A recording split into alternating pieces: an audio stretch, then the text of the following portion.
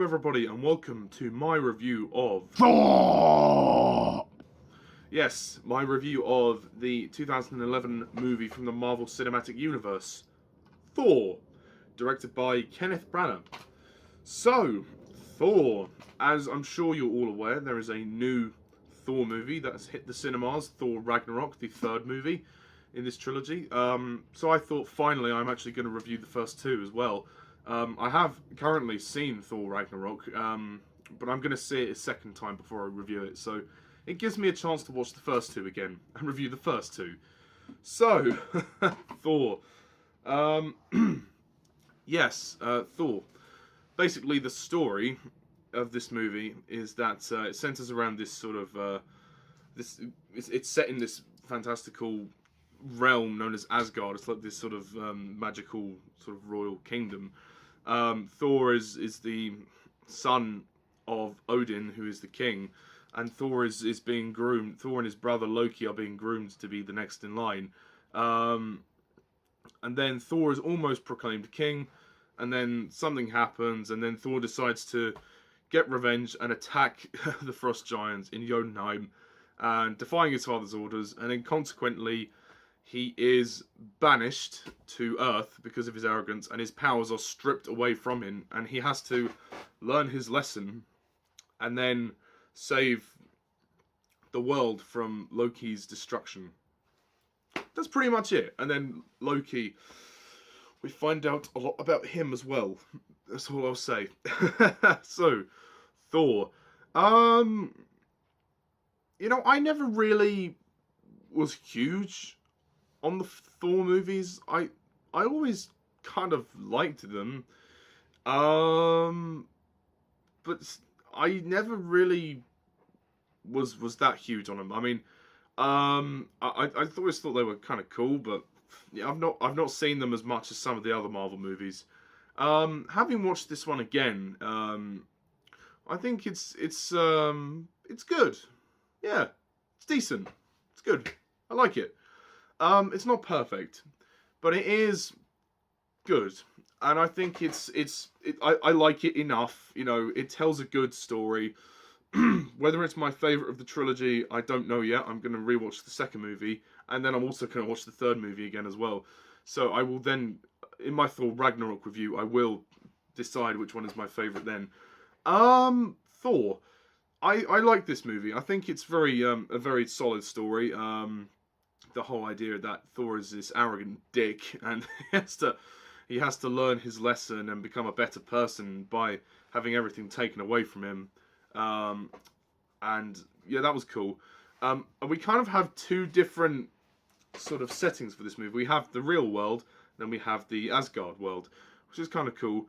I think the movie tackles something that I thought was quite interesting. The debate between science and magic. I mean, they addressed that kind of well. It's all a load of mumbo jumbo, but at the same time, it is kind of interesting, and to see how the two worlds coexist, I thought was cool. And when Thor and Jane have that scene together, when he's explaining to you know, about the Nine Realms, you know, basically his heritage and everything like that, and she's fascinated. So it is fascinating to a degree, but it's not a movie that really is anything that stands out. It's perfectly fine and it's fun, but it's not perfect. The good things are the cast. Chris Hemsworth is good as Thor. I like him. Thor's never been my favourite of the Marvel Avengers, but I've always kind of liked him. I mean, he's probably the most serious. Maybe Captain America is the most serious, but in this movie, Thor is pretty serious. I mean, recently they've tried to update Thor in the third movie by making him more funny.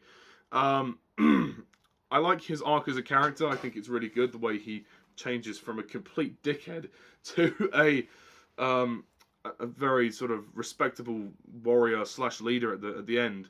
That was cool. I like Natalie Portman, even though she's basically just a love interest. Yeah, she does her best with what she can.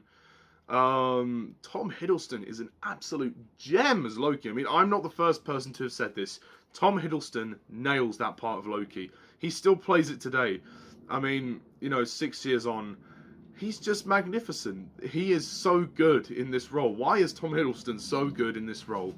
He's just great. I mean, Loki, he's the god of mischief. He has the ability to clone himself, but also he's a fucking cunt. He is. And what's also great about Loki is when we find out his backstory, the fact that he is the son, the birth son of a ice warrior, frost giant, whatever you call them. So he has to deal with a lot of betrayal, emotional betrayal inside, and that's kind of where the movie's at its strongest, when it's telling the story, and its storytelling is done very well. It's done very good. However, what sets this back from being a perfect movie for me is the second act. The second act of the movie drags. They spend probably a bit too much time on Earth. They kind of Thor gets banished pretty quickly, and then after that, the movie's kind of slowing down. I mean, they're doing the whole comedy routine where he's like, there's a guy in another world, and he doesn't understand what's going on. Like when he orders a drink, he drinks it and he throws it on the ground. And he goes, another, like, which is kind of cool, but at the same time, it's like, can we just get on with the story? It's a load of pointless filler. I mean, I didn't mind Stellan Skarsgard in the movie. He was cool. Kat Dennings also was quite good. I mean, I think they kind of get dragged into the second movie, but we'll talk about Thor: The Dark World next time. Before they were good, and they're kind of the people that are the scientists that are dealing with this. I like the scenes when Thor's trying to get his hammer back, and so everybody else is trying to get that fucking hammer out the ground, and that's quite entertaining to watch. And there's a scene when Thor, like, he's done it. He's finally got it to the center where he's finally able to grab his hammer, but he's still not worthy. And that's a really good scene as well. Again, he has to learn his lesson, and thankfully he does. The action sequences are done well in this movie. There's a particularly fun battle with the frost giant, which is all manner of CGI. It's spectacular and it's done very well.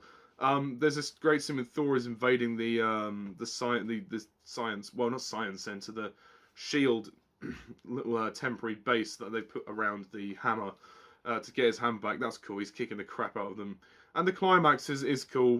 When Thor, I mean, takes on that big robot thing. It looks like it looks exactly like the future Sentinels from X-Men: Days of Future Past. It really does. I mean, they're both Marvels. I don't know if if there was any inspiration in that when Stan Lee was constructing that. But yeah, you know, the movie, it kind of drags. It just goes on, and you kind of like, not much is going on. He's just kind of sitting there. I mean, he does. It's interesting to see him finally change as a person. And I mean, I couldn't care for the romance that he forms with Natalie Portman. It just doesn't feel right. I just don't. I mean, I just feel like Natalie Portman. I mean, it's nothing like Attack of the Clones. Don't get me wrong. Don't get me wrong. I mean, you think they would have learned not to have cast Natalie Portman in a romantic lead after Star Wars Episode 2. To be fair, Natalie Portman has redeemed herself from Attack of the Clones. But putting that aside, the romance in this movie, I mean, there are times when it's just cheeseball, and you know, when when Thor finally gets his armor back, and then she's like, "Oh my god," and like she's kind of falling for him. You're kind of saying like, "Oh," she's kind of like looking at him like, "Oh," like as if she's really impressed. It's like the little quirks are a bit corny and don't really feel natural. The movie feels very straight. It's quite serious. I mean, it's not without its fun. You know, there are some humorous moments, but it's more of a serious movie than it is a humorous movie, and that's why the romance doesn't fit. I mean, Kat Dennings as Darcy, sometimes her comedy can be a little bit, but it's more of a problem in the second movie. Anthony Hopkins plays Odin. He does a good job. Anthony Hopkins is pretty much good in anything he's in, so that helps.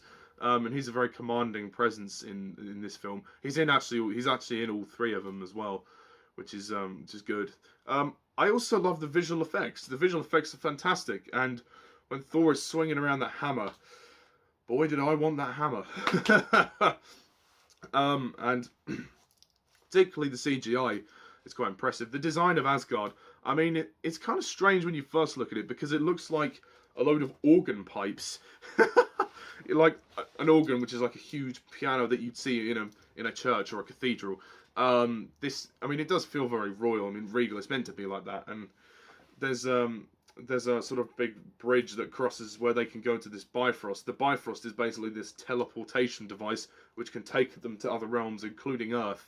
And Idris Elba plays the guard, Heimdall, who has the sword that when you push it in, it opens up. You can go to and from other realms, and they can communicate with him anywhere, which is quite clever. I thought that was... I mean, I think the mythology of this movie is great. I think what sets Thor apart from the other characters is that he has a very different mythology, a very different background. And that's what I've always found interesting about this guy, is that he's from another world, and the world he comes from is almost like... It's like almost kind of Viking-esque in a way, and it's definitely very intriguing, to say the least. I mean, it's not... It's certainly...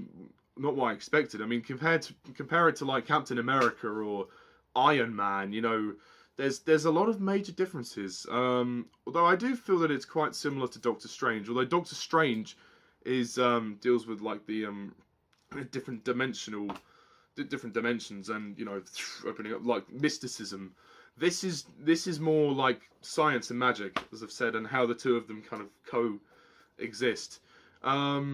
I do have to say, I did find the big robot thing at the end a little bit too comic booky. I mean, it's just basically something that comes out of nowhere. It's a big robot. It just doesn't have any impact, and that final fight isn't particularly great until we get to Asgard, when Thor and Loki have their big throwdown at the end. But yeah, I enjoyed Thor. I thought it was a good movie, and I was very intrigued by it. And I mean, Tom Hiddleston is great. The side characters who are Thor's friends, I mean, they were nothing. I didn't care about them either. Their characters are so briefly focused on. They're barely in it, and when they're there, I just didn't know who they were. I mean, one of them, I agree with Jeremy Johns. One of them looks like Gimli from Lord of the Rings. Yeah. I think Brannag's direction is good. It's pretty good. I would have liked him to have returned to direct the second one, but fair enough if he was busy with other commitments. And the music. I like the music score. I think Patrick Doyle does the music. Yeah, he's a good composer. I like the main theme that we hear of Thor. I don't remember if they used it in the second, but anyway. It's a good movie. It's intriguing. It's entertaining. It's fun. It's just not perfect, and some of the pacing could be tightened up. It's a bit slow in the middle. I mean, it's not a long movie. It's a little under 2 hours long.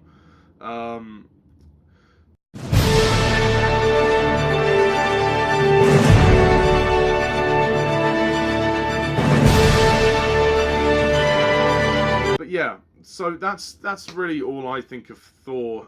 What do you guys think of it? Do you agree? Do you disagree? Put your comments down below. Let me know.